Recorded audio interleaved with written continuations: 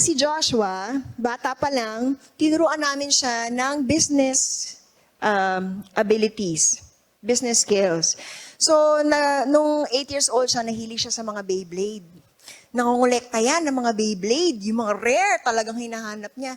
Nung minsan, naubos na niya yung allowance niya, yung nasa spend jar niya, dun sa mga Beyblade na nakita niya. Tapos, nung nagpunta kami sa mall, merong isang rare Beyblade na gustong-gusto talaga niya, matagal niya hinahanap, nasumpungan niya. Lalo siyang pera. Sabi niya, Dad, pwede ba ako mangutang? Patay. Kasi super rare talaga to. O sige, pagbibigyan ka namin. Pero, paano mo babayaran? So tinulungan namin ngayon. Okay, magbenta ka na lang ng mga fruit sa kapitbahay.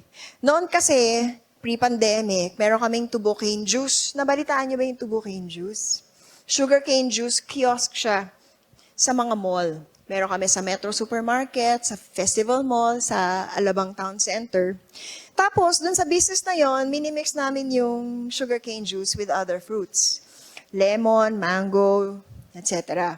So, since meron naman kaming tauhan na pwedeng mapunta ng palengke, sabi namin, uy, bili naman kayo ng, let's say, isang damakmak na lemons. Benta natin sa kapitbahay ng a little bit more expensive. So, ang kita niya sa isang lemon, 10 pesos. Ilang 10 pesos ang kailangan niyang kitain, ilang lemons ang kailangan niyang ibenta para makabayad siya ng 500 pesos.